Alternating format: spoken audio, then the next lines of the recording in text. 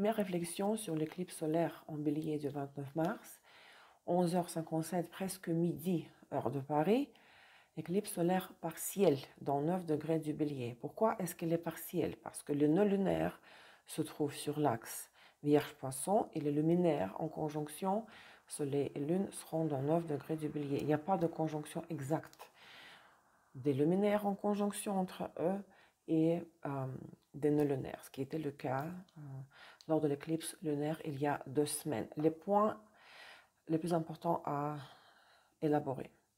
La chose la plus importante, c'est la projection de l'éclipse solaire dans l'une des 12 maisons de votre thème natal. Il s'agira du début de la pose d'une nouvelle tendance. Le programme de vie dans la maison de l'éclipse sera mis à jour. Les éclipses solaires sont associées au démarrage, au nouveau départ et au domaine de la vie que vous souhaitez développer, renouveler.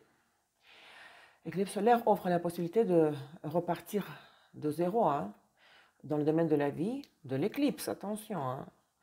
Si l'éclipse solaire, en plus de la projection dans une des 12 maisons, en plus de la projection dans une des 4 maisons angulaires, conjoint une planète natale dans l'ordre de 3 degrés, c'est une indication très importante, très puissante, que la planète doit être mise à jour, surtout la planète personnelle. Soleil, Lune, Mercure, Vénus, Mars. Qu'il faut acquérir une nouvelle expérience dans le domaine de la planète. Et c'est Vénus, revoir votre vision de l'amour et de l'argent.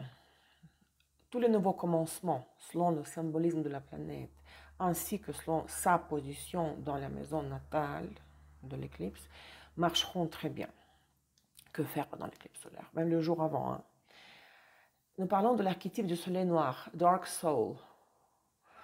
Quand le soleil noircit, quand on mobilise une ressource très puissante du subconscient, vous pouvez faire un saut quantique. Occasion unique, 2 fois par année. Une percée en avant grâce ou avec la pose d'une nouvelle tendance majeure. Le jour de l'éclipse solaire, tracer la maison. Et pour cela, il faut connaître bien sûr la minute de naissance. Le jour de l'éclipse solaire, il faut apporter quelque chose de nouveau dans la maison natale de l'éclipse et non enlever quelque chose. On a enlevé quelque chose lors de l'éclipse lunaire qui était la pleine lune et qui personnifie toujours l'apogée des tendances. Avec l'éclipse solaire, on démarre. C'est une nouvelle lune. On démarre tous les mois lors de la nouvelle lune. Mais là, on démarre un nouveau scénario dans la maison natale, en recevant la projection de l'éclipse. Nouveau scénario qui va se manifester, qui va se matérialiser pendant les 6 mois à venir.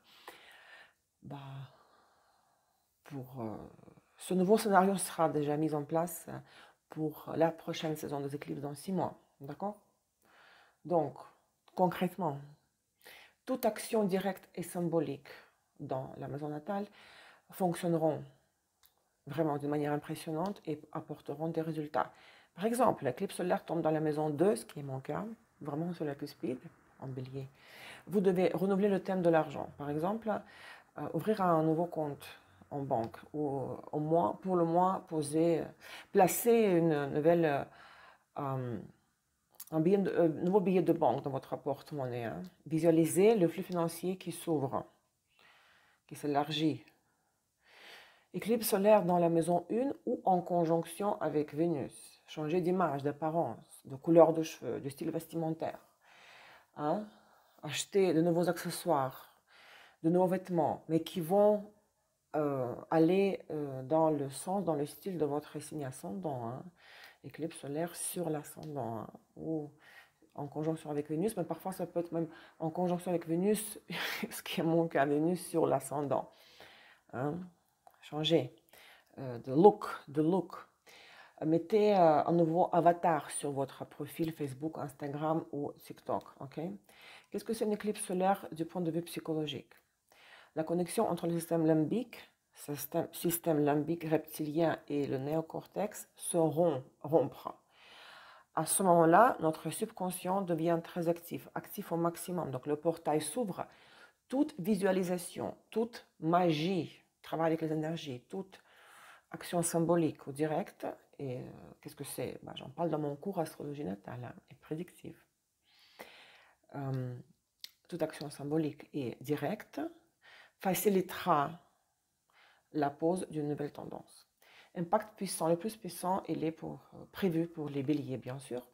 Les béliers solaires nés entre le 26 mars et le 2 avril, car vous célébrez votre anniversaire autour de la date de l'éclipse. Moi, je travaille avec l'orbe de 3 degrés.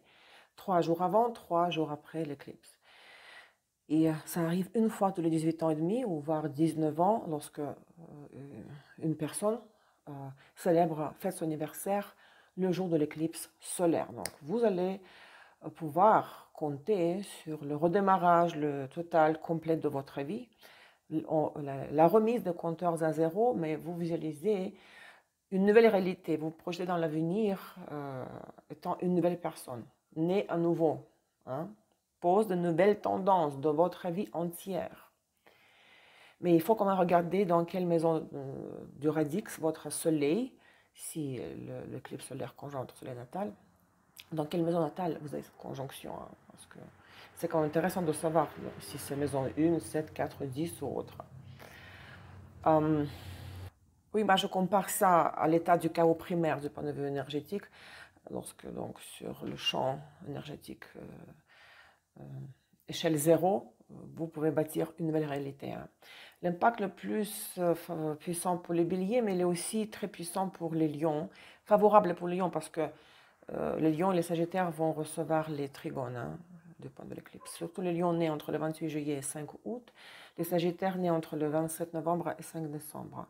Donc, le vent des changements entre dans votre vie, toujours dans la maison de votre soleil natal, mais avec moins d'intensité. Vous allez l'accueillir avec joie et le grand sourire.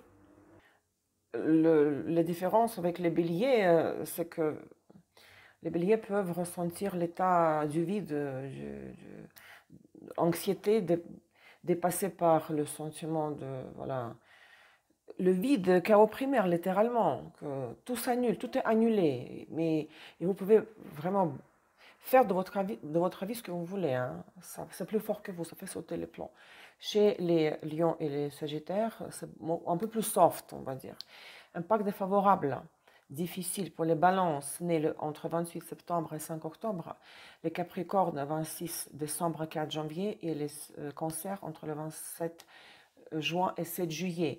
Les balances recevront l'opposition, c'est le plus difficile, car vous allez vous opposer à l'impact de l'éclipse solaire, à tout ce nouveau que cette éclipse va vous apporter, vous allez rejeter, parce que l'aspect de l'opposition, c'est l'aspect du choix et du sacrifice. Non, je ne veux pas. On s'y oppose. Et les Capricornes et les Cancers, les dates citées, les dates citées, vous allez recevoir le carré 90 degrés de l'éclipse solaire à votre soleil. Et donc, il s'agit, oui, toujours de nouvelles tendances qui rentrent dans votre vie, mais dans le mode de dépassement de cette pression. On dirait, vous allez avoir l'impression que la vie veut vous mettre à genoux, qu'on vous impose quelque chose que vous ne voulez pas. Donc, et vous voulez y renoncer, mais vous n'arrivez pas, vous n'y parvenez pas.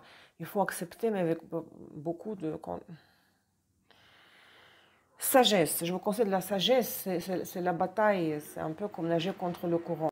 Le dernier point ici, si vous êtes vous-même né pendant une éclipse, pendant la saison des éclipses, durant les 2 semaines avant la première des 2 ou des 3 parfois éclipses de la saison, durant les 2 semaines entre les 2 éclipses, le corridor, ou durant les 2 semaines après la dernière éclipse de la saison. Ça veut dire que votre marge de manœuvre, votre libre arbitre est légèrement limité.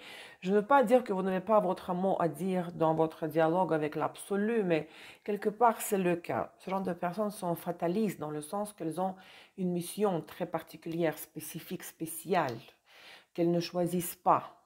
Dans quel domaine de la vie, tout ça, on regarde ça, il faut faire une analyse globale de votre thème. Dans quelle maison de votre thème, de radix, le soleil natal se trouve au moment de votre naissance, au moment de l'éclipse. Et donc, tous les événements de votre vie majeurs seront rythmés par les saisons des éclipses. La majorité des événements d'importance majeure vont se produire pendant les éclipses que nous avons 2 fois par année. Laissez dans les commentaires votre date, lieu et heure de naissance et ce sera un plaisir pour moi de répondre à votre question.